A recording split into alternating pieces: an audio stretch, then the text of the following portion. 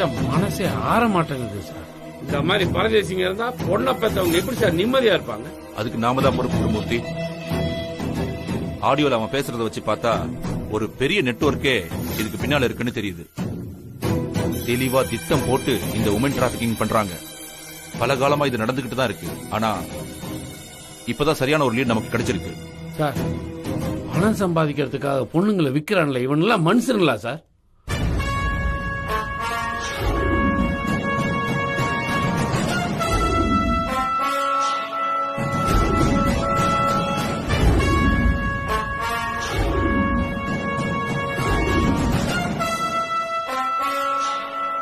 இதுல சம்பந்தப்பட்டவன் எவனா இருந்தாலும் சரி, எவ்வளவு பெரிய ஆளா இருந்தாலும் சரி, அவனை சும்மா விடக்கூடாது சார்.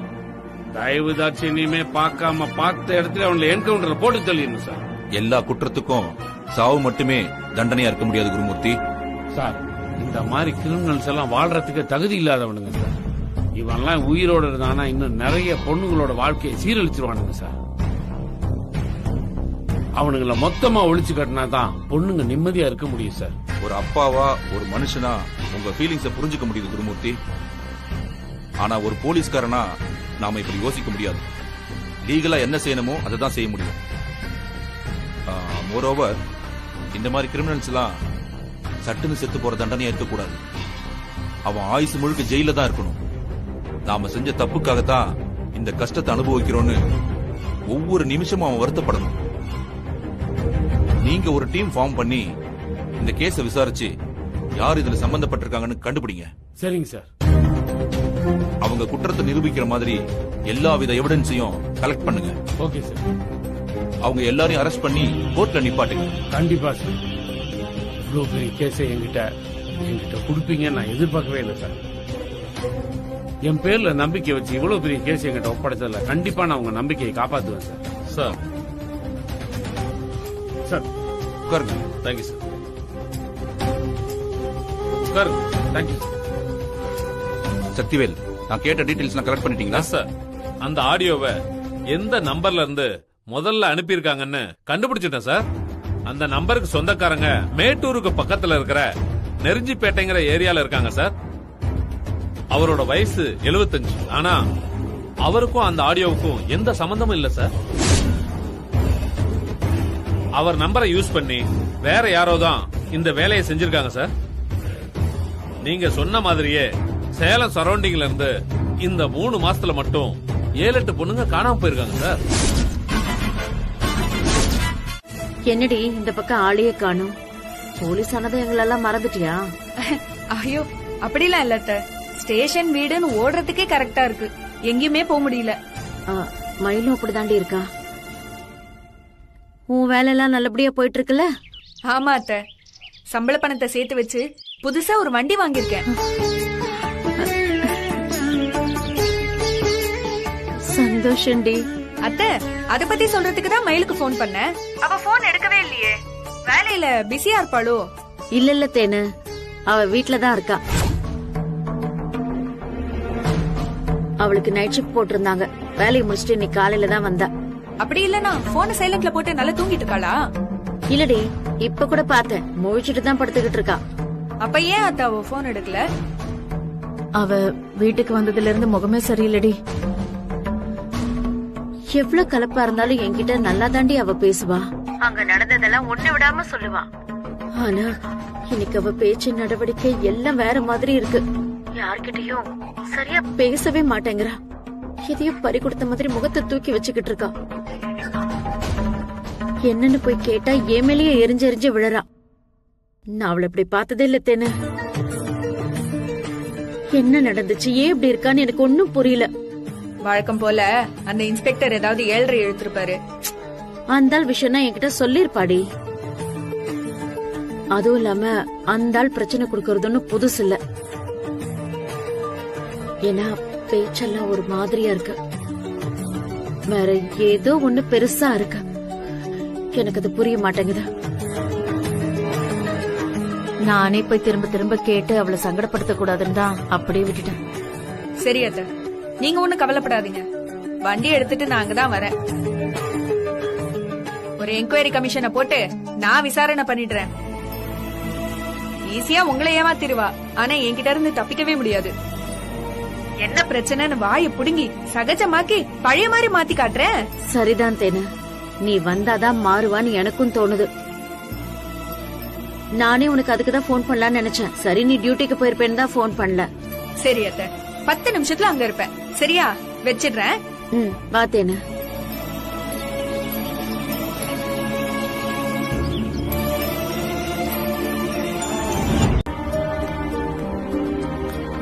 அத்தை, வா வா உட்கார் தேனு. என்ன கொஞ்சம் இளைச்ச மாதிரி தெரியற? வேலை அதிகமா? ஆமா அத்தை. இந்த கேஸ், கோர்ட்டு, விசாரணைன்னு ஒரே ஓட்டம் தான். ஆனா நான் சந்தோஷமா இருக்கேன். அப்படியா? வீட்ல எல்லாரும் நல்லா இருக்காங்களா?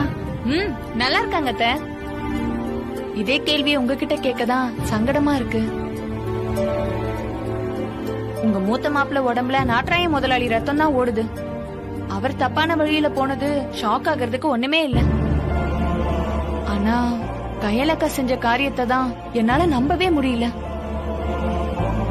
அக்கா வாய் துடுக்க பேசுவாங்க தான், ஏட்டிக்கு போட்டியே ஏதாவது செய்வாங்க தான். ஆனா உங்க நம்பிக்கைய கொண்டுட்டு அவங்க இப்படி செய்வாங்கன்னு நான் நினைச்சு கூட பாக்கல. அவ பேச்ச எடுக்காத. இப்பதான் கொஞ்சம் கொஞ்சமா அவளை நான் மறந்துட்டு வரேன். திரும்ப அந்த கழுதியை பத்தி பேசாத. மன்னிச்சிருங்க அத்தை, என் மனசே கேக்கல. அதான் வந்த உடனே கொட்டிட்டேன்.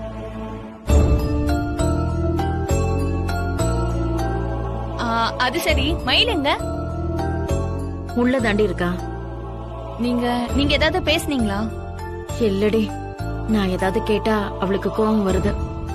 அதான் தொந்தரவு பண்ண வேணான்னு விட்டுட்டேன். ஆனா என் பொண்ணு ஏன் இப்படி இருக்கான்னு தான் என் மனசு கடந்து அடிச்சுக்குதுமா. ஐயோ, நீங்க மனசு போட்டு ரொம்ப குழப்பிக்காதீங்க. வேலையில டென்ஷனா நானும் இப்படிதான் இருப்பேன். யாராவது ஏதாவது கேட்டாங்கன்னா வல்ல வல்லுன்னு விழுவேன். கொஞ்ச நேரத்துல சரியாயிடுவேன். இல்லடி, இவ எப்பவும் இப்படி இருந்தது இல்ல. காஃபியை குடிச்சிட்டு ஸ்டேஷன்ல நடந்தத ஒண்ணு விடாம மூச்சு விடாம சொல்லுவா. அதுக்கப்புறம் தான் தூங்கவே போவா. ஆனா இன்னைக்கு என்னவோ ரொம்பவே வித்தியாசமா நடந்துக்கிறான். காரணமே இல்லாம என்கிட்ட இப்படி கோவமா பேசினதே இல்லடி அவ.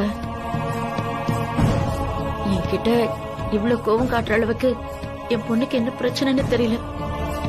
என்ன கஷ்டமோ எனக்கு ரொம்ப கவலையா இருக்குடி தேனு. அத்தை விடுங்க அத்தை, அதான் நான் வந்துட்டேன்ல. அவ வாய புடுங்கி மனசுக்குள்ள இருக்கிறத தோண்டி எடுத்துடுறேன். நீங்க போய் வேலைய பாருங்க அத்தை. சரி, நீ அவகிட்ட பேசிட்டு நான் உனக்கு காஃபி கொண்டு வரேன். ஐயோ, நான் இப்பதான் சாப்பிட்டேன். எனக்கு எதுவுமே வேண்டாம். நான் அவளை கூப்பிட்டு அப்படியே ஒரு ரவுண்ட் போயிட்டு வரேன். அப்பதான் அவளும் ரிலாக்ஸ் ஆவா. இப்பதான் வந்தேன். ஏண்டி, நான் போன் பண்ணிட்டே இருக்கேன், ஏன் எடுக்கல? போன் மியூட்ல இருந்ததுனால போன் அடிச்சதே எனக்கு கேக்கலடி. போன் அடிச்சது கேக்கலையா, இல்ல யார்ட்டையும் பேச பிடிக்கலையா? அப்படி கூட வச்சுக்கோ.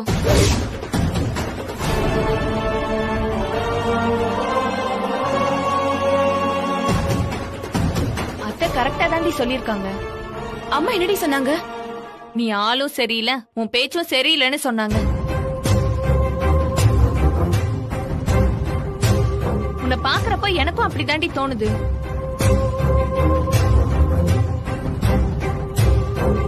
உனக்கு என்ன தாண்டி ஆச்சு? ஏன் இப்படி பேயறிஞ்ச மாதிரி இருக்க? உடம்புக்கு ஏதாவது? அதெல்லாம் ஒண்ணும் இல்ல.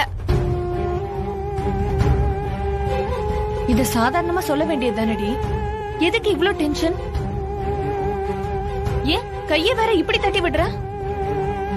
நான் தொட்டு பார்க்க தானடி வந்தேன், கழுத்தை நெரிக்கவா வந்தேன்? எனக்கு தான் ஒண்ணும் இல்லன்னு சொல்றேன்ல. நைட் ஷிஃப்ட்டுக்கு போயிட்டு வந்தேன்ல, அதான் எனக்கு ஒரு மாதிரி இருக்கு.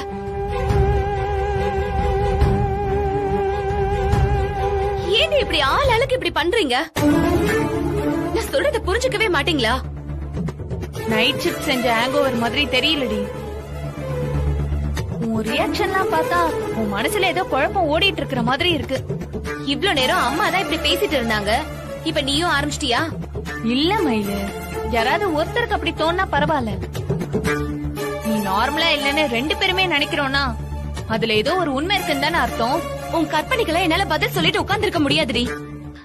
சரி சரி, டென்ஷன் ஆகாத விடு. அத பத்தி நான் எதுவுமே பேசல, சரியா?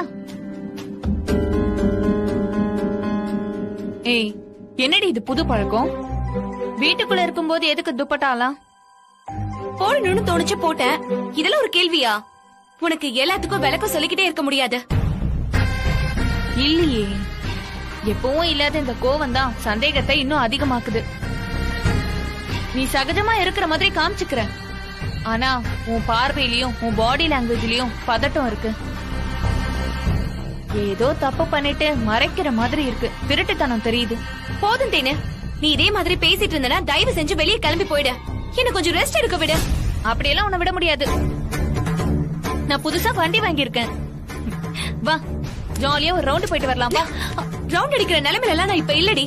எனக்கு ரொம்ப டயர்டா இருக்கு. இன்னொரு நாள் பாத்துக்கலாம். இந்த வாய்தா வாங்குற வேலையெல்லாம் என்கிட்ட வச்சுக்காத. இப்ப என் கூட வரப்போறியா இல்லையா? நான் தான் வரலன்னு சொல்லிட்டேன்ல, நீ போ.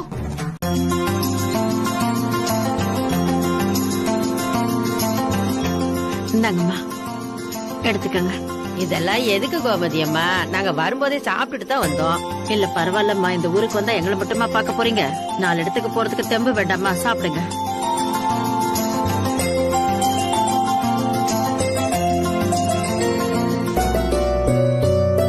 அப்புறம் மயிலு, உன் போலீஸ் வேலையெல்லாம் எப்படி போயிட்டு இருக்கு? நல்லா போயிட்டு இருக்கு மாமா. நீ போலீஸ் ஆன சந்தோஷத்துல உன் அம்மா ஊரு பக்கமே வரமாட்டேங்கிறா. எங்களை எல்லாம் மறந்துட்டா. ஐயோ, அது எப்படிமா உங்களால மறக்க முடியும்? 3 பொண்ணுங்களோட நிர்கதியா வந்து நின்னப்போ நீங்க எல்லாம் தானே எங்களுக்கு ஆதரவா இருந்தீங்க. ரத்த சொந்தம்னு இல்லனாலும் அம்மா, அண்ணன், அண்ணின்னு நான் உரிமையா கூப்பிடுறேன்னா அதுக்கு உங்க எல்லாரோட அன்புதாம்மா காரணம். நேர்ல பார்த்தா நல்லா பேசுறிய, அந்த பக்கம் போனது எங்களை மறந்துடுறீங்க. அப்படிலாம் இல்லம்மா, என் பொண்ணுங்களை எல்லாம் கூப்பிட்டுக்கிட்டு கண்டிப்பா ஒரு நாள் ஊருக்கு வரமா. உன் வார்த்தைய காப்பாத்துறியான்னு பாக்குறேன்.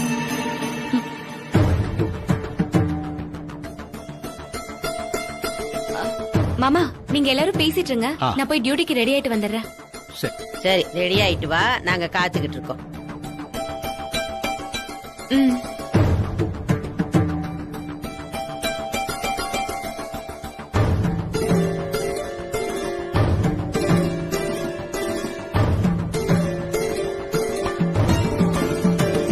மலரு, வாங்க பாட்டி, வாங்க அத்தை, வாங்க மாமா. வாமா. எப்ப வந்தீங்க எல்லாரும்? இப்பதான் வந்தோம். உங்களை எல்லாம் பார்த்து எவ்வளவு நாள் ஆகுது. எப்படி இருக்கீங்க? நல்லா இருக்கோமா. நீ எப்படி இருக்க? என்னடி இது கேள்வி? புருஷன் தப்பு பண்ணிட்டு ஜெயில இருந்தா பொண்டாட்டி என்ன நல்லாவா இருப்பா?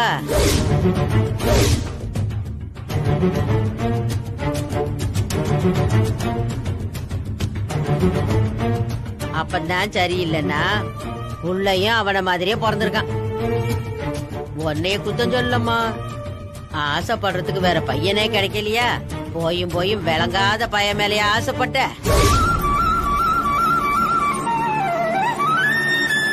கடைசியில உன்னையும் உன் அம்மா மாதிரி புருஷன் இல்லாம தனியா நிக்க வச்சுட்டான் பாத்தியா?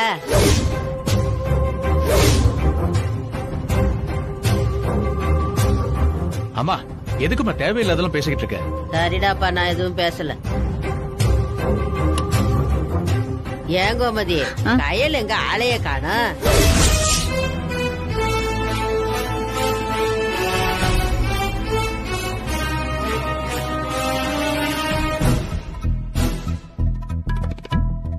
என்ன 2 பேரும் முழிக்கிறீங்க, பதிலே சொல்ல மாட்டேங்கிறீங்க? அது திருப்பூர்ல மில்லுக்கு வேலைக்கு அமைச்சிருக்கேம்மா. சாப்பாடு தங்குற இடம்லாம் அவங்களே குடுக்கறாங்க. ஞாயிற்றுக்கிழமை மட்டும் வந்து போவா. பரவாயில்ல, இப்பவாது பொறுப்பு வந்துச்சே, அந்த வகையில சந்தோஷம். எழுதி முடிச்சிட்டியா? முடிச்சிட்டேன் சார். கொண்டா.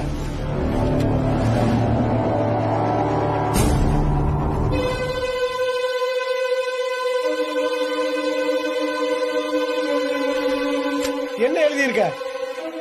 என்னை வேலை விட்டு தூக்குறதா முடிவு பண்ணிட்டியா? இந்த சேசல ஏன் இடத்த கூட உனக்கு விட்டு கொடுக்கறல? என் மேல உனக்கு ஏன் இவ்வளவு வன்மம்? சார், ஏன் சார் இப்படி எல்லாம் பேசுறீங்க? எனக்கு அப்படியெல்லாம் எதுவும் எண்ணம் இல்ல சார். நான் என்ன சொன்னேன், நீ என்ன எழுதி இருக்க? படிச்சு பாரு. எனது மருமகன் அன்பு என்னையும் என் பொன்னையும் குடித்துவிட்டு வந்து துன்புறுத்துகிறார். மருமகனை மாமன்னர் கொலைவெறியோடு. சார், நீங்க சொன்னது இதுதான் சார். நான் அதுதான் எழுதியிருக்கேன். நான் என்ன சொன்னேன், நீ என்ன எழுதியிருக்க? மாமனார மருமகன் வெட்டி கொண்டான்னு சொன்ன, நீயே மருமகனை மாமனார் வெட்டி கொண்டான்னு எழுதியிருக்க. இது அப்படியே கோர்ட்டுக்கு போச்சுன்னு வையே, இந்த எஃப்ஐஆர் எழுதின அதிகாரி யாருன்னு என் மூஞ்சில காரி துப்புவாங்க. சார் என்னாச்சு சார்? என்ன சொல்றா? ஒரு எஃப்ஐஆர் காப்பி எழுத சொன்னா எல்லாத்தையும் மாத்தி மாத்தி எழுதி வச்சிருக்கா. எஃப்ஐஆர் கிங்னு நான் பேர் எடுத்திருக்கேன், உனக்கு தெரியுமில்ல? ஆமா சார். கோர்ட்ல போய் தோக்கிற மாதிரி கை கட்டி நிக்கிறதா? சார் அவளுக்கு உடம்பு சரியில்லையா, அதான் தெரியாம பண்ணிருப்பா சார். நீ என்ன ரெக்கமெண்டேஷனா? உடம்புக்கு முடியல, வீட்டுல இருக்க வேண்டியதானே, இங்க எதுக்கு வர சொல்றாங்களே? ஐயோ சாரி சார், நான் எதையுமே வேணும்னே எழுதல. தயவுசெய்து எந்திரி, கிளம்பு. சார் நான் கரெக்டா எழுதி தரேன். நான் சொல்றேன் சார். வா சார். இல்லக்கா சொல்றேன், வா.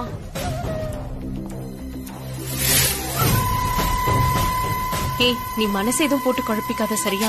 நீ உன் வேலையை பார்ப்போம். ஓவர். கொஞ்சம் தண்ணி எடுத்துட்டு வா. வந்துட்டேன் சார், வரேன்.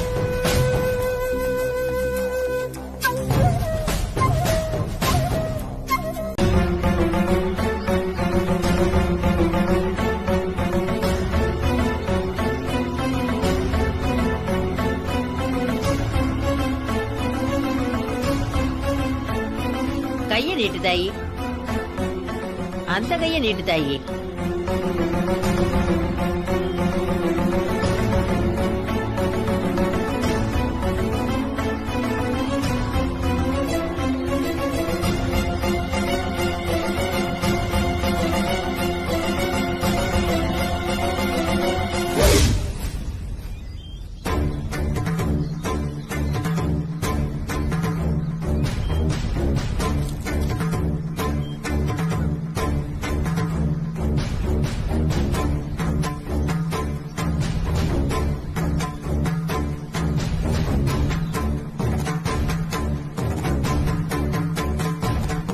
என்னாச்சுமா?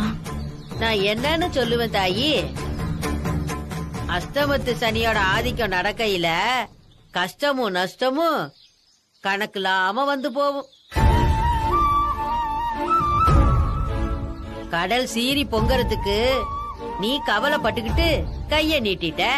பெரும் புயலா உருவெடுத்து புரட்டி போடுறப்போ நீ என்ன பண்ணுவ?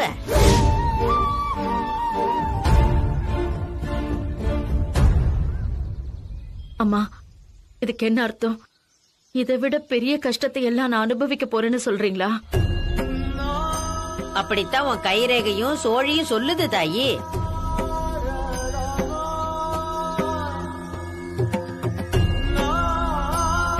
உன் பொண்ணுங்களை கரையேத்துறதுக்கு நீ நிறைய கனவு கண்டிருப்ப. வழி மாறி போன கப்பல் மாதிரி உன் கனவும் திசை மாறி போயிருச்சு.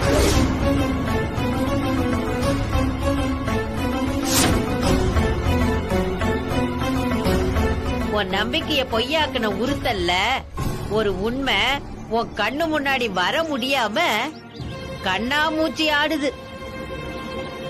இன்னும் தெளிவா சொல்லணும்னா, உன் கனவை கலைச்சவ கழுத்துல இந்நேரம் தாலி ஏறி இருக்கணும் தாயி.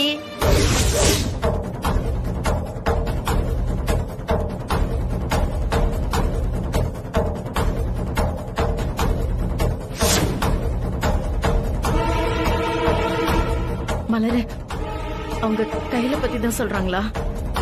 கல்யாணம் பண்ணிக்கதான் அவ வீட்டை விட்டு போனாளா?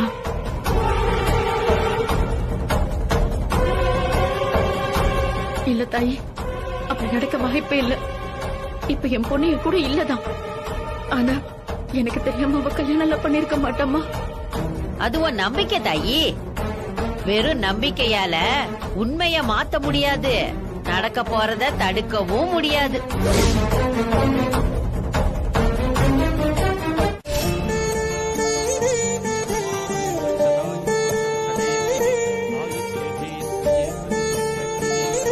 வாங்கம்மா. சாமி சொல்லுங்க. குறி சொல்ற அம்மா பரிகாரம் பண்ண சொன்னாங்க. அம்மனுக்கு சாத்திரத்துக்கு புடவை எடுத்துட்டு யார் பேருக்கு பண்ணணும்? அம்மன் பேருக்கு அர்ச்சனை பண்ணிடுங்க. சரிம்மா. சாமி ஒரு நிமிஷம். சொல்லுங்கம்மா. அதுல 11 சுமங்கலி பொண்ணுங்களுக்கு கொடுக்க வேண்டிய புடவைய வச்சிருக்கோம். எங்க கோயில வச்சு கொடுத்துடலாமா சாமி? தாராளமா கொடுக்கலாமா. ஆனா எந்த நேரத்துக்கு நிறைய பேர் வரமாட்டாங்களே, நீங்க கொஞ்சம் பொறுமையா இருந்துதான் கொடுக்கணும். சரிங்க சாமி, நாங்க இருந்து கொடுத்துட்டு போறோம். அதையும் கொடுங்க. அம்மன் பாதத்துல வச்சு அர்ச்சனை பண்ணி தரேன். அதை கொடுங்க. என்னங்க சாமி.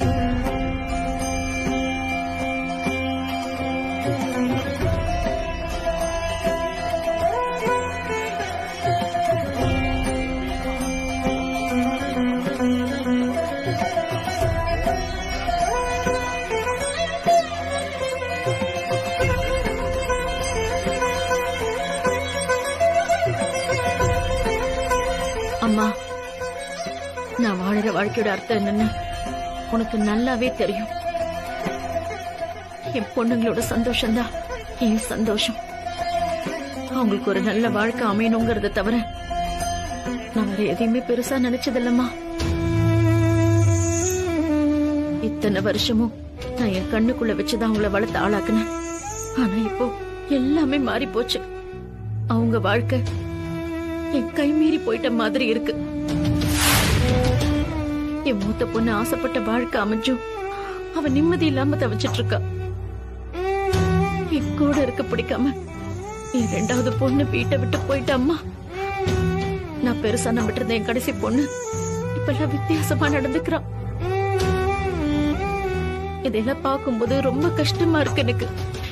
எவ்வளவு காலம் நான் வாழ்ந்ததுக்கு எந்த பலனுமே இல்லாம போயிடுமோன்னு தோணுது. நான் பயந்த மாதிரி நடக்காம நீதாம்மா பாத்துக்கணும். என் மாப்பிள்ளையோட புதிய திருத்தி அவர் மலர் கூட நீதாம்மா நல்லபடியா வாழ வைக்கணும். கையில எப்படியாவது திரும்ப என்கிட்ட கொண்டு வந்து சேர்த்துருமா. மயில நான் பழைய மாதிரி பாக்கணும். பரிகாரத்தை ஏத்துக்கமா. என் வேண்டுதலை நிறைவேற்றி வைத்தாயே. இது வெறும் வேண்டுதல் இல்ல, நான் வாழறதுக்கான ஆதாரமே இதுதான் தாயே.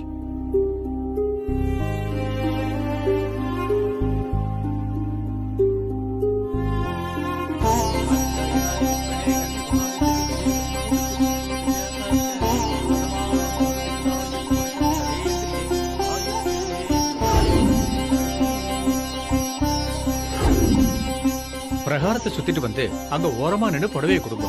வாங்கி. சரிங்க சாமி.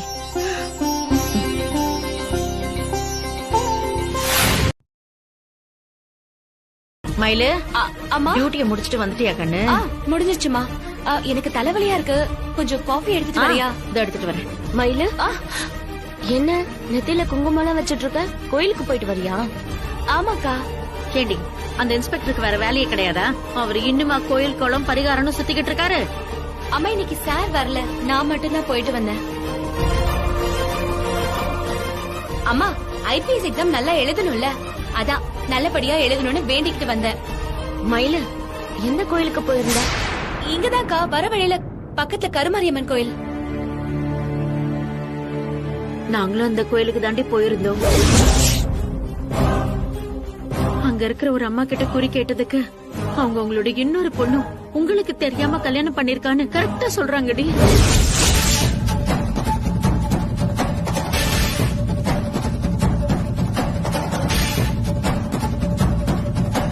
பெத்தவ கிட்ட கூட ஒரு வார்த்தை சொல்லாம என்ன வேலை பண்ணிருக்க பாரு இந்த கையில.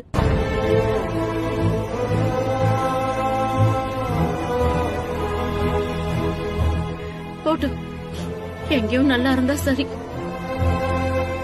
வீட்டுல ஏதோ சூன்யம் வச்ச மாதிரி நிம்மதியே இல்லன்னு கேட்டதுக்கு அந்த அம்மா 11 சுமங்கலிக்கு புடவை எடுத்து கொடுன்னு பரிகாரம் சொன்னாங்க. இப்பதான் 10 சுமங்கலிக்கு புடவை கொடுத்துட்டு வரோம்.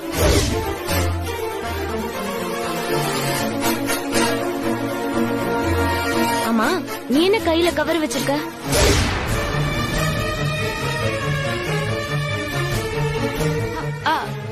இதுவாக்கா, இது இன்னொரு செட் யூனிஃபார்ம். எக்ஸ்ட்ரா ஒண்ணு இருக்கட்டும்னு ஸ்டேஷன்ல கொடுத்தாங்க. அம்மா ரொம்ப தலைவலிக்குது, ஒரு காஃபி எடுத்துட்டு வா, நான் உள்ள போறேன். எடுத்துட்டு வருமா?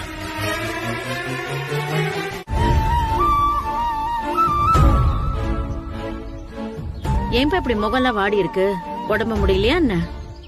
இல்ல ஆண்டி, நான் நல்லா தான் இருக்கேன். அது போன இடத்துல கொஞ்சம் வேலை ஜாஸ்தி, அதுவும் இல்லாம நைட் டிராவலிங் வேற, அதான் உடம்பு கொஞ்சம் டயர்டா இருக்கு. சரிங்க தம்பி, நீங்க முதல்ல போய் ரெஸ்ட் எடுங்க. உடம்புக்கு முடியலன்னு சொன்னீங்களா, நான் கஷாயம் செஞ்சு தரேன், குடிச்சீங்கன்னா சரியாயிடும். அதெல்லாம் வேண்டாம் ஆண்டி, உங்களுக்கு எதுக்கு கஷ்டம்? இதுல என்ன தம்பி இருக்கு? கஷாயம் வைக்கிறதுல என்ன கஷ்டம் இருக்கு? நாங்க கேட்காம நீங்க எங்களுக்காக எவ்வளவு உதவி செஞ்சிருக்கீங்க. பதிலுக்கு இந்த மாதிரி ஒரு சின்ன விஷயமா தான் எங்களை செய்ய விடுங்களேன். சரி ஆண்டி, தேவைப்பட்டதுன்னா நான் சொல்றேன். நான் போய் ரெஸ்ட் எடுக்கிறேன். சரிங்க தம்பி. தம்பி ஒரு நிமிஷம். மயிலு உங்ககிட்ட ஏதாவது சொன்னாளா?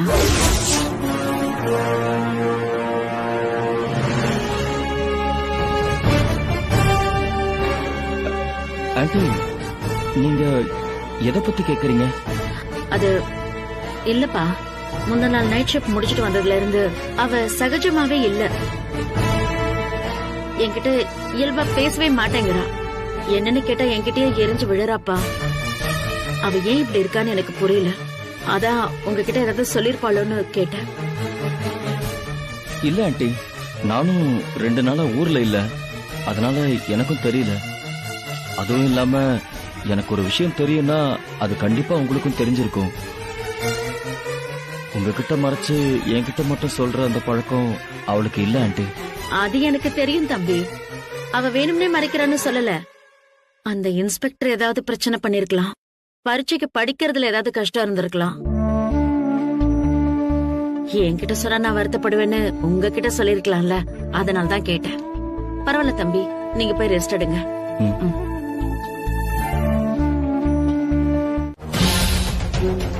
பரமன் சார் சொன்னதுல இருந்து இந்த கேஸோட சீரியஸ்னஸ் எந்த தூரத்துல இருக்குன்னு உங்களுக்கு நல்லா புரிஞ்சிருக்கும் இல்லையா? ஏற்கனவே நம்ம 2-3 கேசஸ்ல ரொம்ப சக்சஸா டீல் பண்ணிருக்கோன்றதுனாலதான் டிபார்ட்மெண்ட் நம்பிக்கையோட இந்த கேஸையும் நம்மள டீல் பண்ண சொல்லி கொடுத்திருக்காங்க. அவங்களோட நம்பிக்கைய காப்பாற்ற வேண்டியது நம்மளோட கடமை. நீங்க எல்லாரும் எனக்கு ஒத்துழைப்பீங்கல்ல? கண்டிப்பா.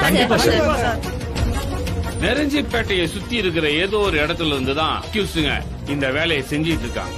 பாட்டு எதுன்னு தெரிஞ்சிருந்தா நம்ம நேரா உள்ள போய் தூக்கிட்டு வந்துடலாம். ஆனா அக்யூஸ்டுங்க எங்க இருக்காங்கன்னு நமக்கு தெரியாது. அதனால நம்ம டீம் அங்க போய் ஒரு கேம்ப் அடிச்சு அவங்கள தீவிரமா தேடி தான் புடிச்சிட்டு வரணும். புரியுதா? சார், நம்ம இன்வெஸ்டிகேஷன் பண்ணிட்டு இருக்கிறது தெரிஞ்சா அந்த இடத்துல இருந்து அவங்க எஸ்கேப் ஆயிடுவாங்களே சார். மயிலு, உனக்கு வர்ற சந்தேகம் எனக்கு வராம இருக்குமா? அப்படி நடந்துட கூடாதுங்கிறதுக்காக தான் நான் வேற ஒரு பிளான் போட்டிருக்கேன். நாம அந்த ஊருக்கு போலீஸ்காரங்களா போக போறது இல்ல. நாம எல்லாரும் ஒரே குடும்பத்தை சேர்ந்தவங்களா தான் போக போறோம்.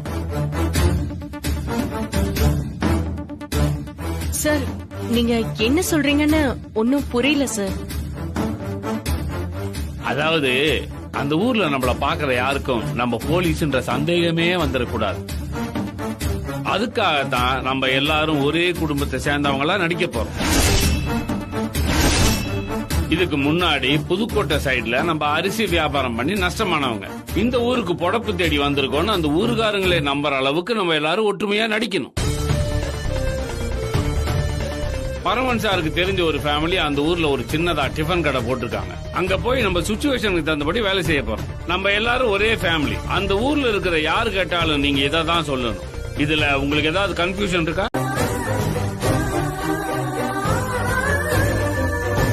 வெற்றி, வெற்றி, வெற்றி, வெற்றி. இந்த வெற்றி எங்க போய் தொலைஞ்சானோ?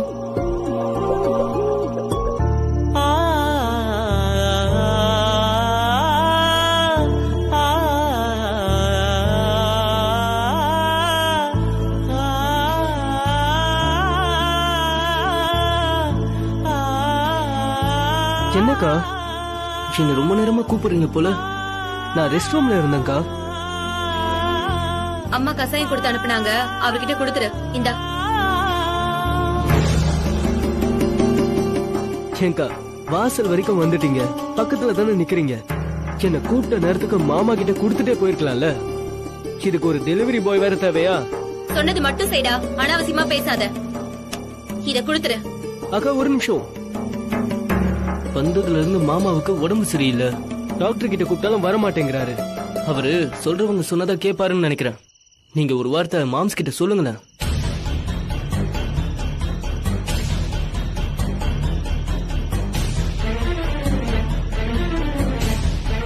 யார்கிட்டயும் நான் எதையும் சொல்றதா இல்ல.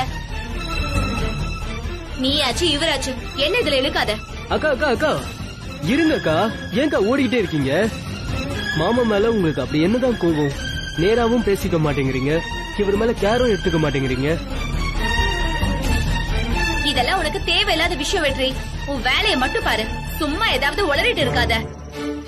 என் முன்னால இனிமே அவரை மாமான்னு சொல்லாத, கடுப்பாயிடுவேன்.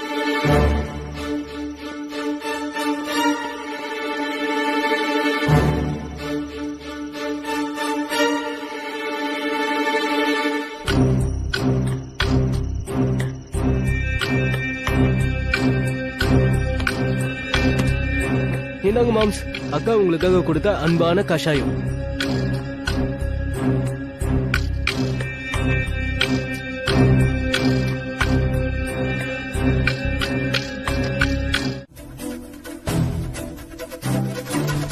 என்னடி இப்படி திடீர்னு சொல்ற? அம்மா என்கிட்டே நேத்துதாம்மா சொன்னாங்க, ஆனா இன்னைக்கே கிளம்பணும்னு இப்பதான் போன் பண்ணி சொல்றாங்க. ட்ரெஸ் எல்லாம் எடுத்துக்கிட்டு நேரா ஸ்டேஷனுக்கே வர சொல்லிட்டாங்க. அதான் மயில நீ கண்டிப்பா போய் தான் ஆகணுமா?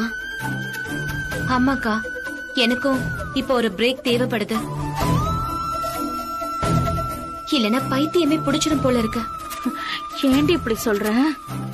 வேலை டென்ஷன்ல அதிகம் இல்லம்மா, அதான் நான் சொன்னனே. இப்படி எங்கேயாவது வெளியே போனாதான் கொஞ்சம் எனக்கே ரிலாக்ஸ்டா இருக்கும். நானும் புதுசா ஏதாவது கத்துக்க முடியுமா? நீயும் அக்காவும் சமாளிச்சுப்பீங்கல்ல? எங்களுக்கு எந்த பிரச்சனையும் இல்லம்மா. ஆனா நீ வீட்டை பிரிஞ்சு இவ்வளவு நாள் இருந்ததே இல்லையே, நீ எப்படி சமாளிக்க போறன்னு தான் எனக்கு கவலையா இருக்கு. அதெல்லாம் நான் பாத்துக்கிறேம்மா. இனிமே கேஸ் விசாரணை இந்த மாதிரி எல்லாம் அடிக்கடி வெளியில போற மாதிரி தான் இருக்கும். இதெல்லாம் இப்பவே பழகிக்கிட்டா தானே உண்டு. மயில கூட யாரெல்லாம் வராங்க? நானு, இன்ஸ்பெக்டர் சார், பரமன் சார், அழகர் அண்ணா, மணிமேகலாக்கா, அப்புறம் இன்னும் 2 கான்ஸ்டபிள்கா. மொத்தம் 6 பேர் போறோம்க்கா. மயிலு, ஏற்கனவே நீ 3 நாள் லீவ் போட்டுட்ட. இப்ப இந்த 4 நாளும் திரும்பவும் நீ கோச்சிங் கிளாஸ்க்கு போக முடியாம லீவ் போட வேண்டியிருக்கும். இப்படி அடிக்கடி லீவ் போட்டனா உனக்கு பாடம் எப்படி புரியும்? பரீட்சை எப்படி நல்லபடியா எழுதுவ? நான் கிளாஸ்க்கு போலன்னு உனக்கு யாருமா சொன்னது? ஜீவா தம்பி தான் சொன்னாரு. இதான் எனக்கு பிடிக்கவே மாட்டேங்குதுமா. சேர்த்து விட்டதோட அவர் வேலை முடிஞ்சதில்ல. நான் ரெகுலரா கிளாஸ்க்கு போறேனா இல்லையான்னு ஏன் அவர் செக் பண்ணணும்? மயிலு, கொஞ்சம் நிறுத்துறியா? கிளாஸுக்கு போகாம தப்பு பண்ணிட்டது நீ.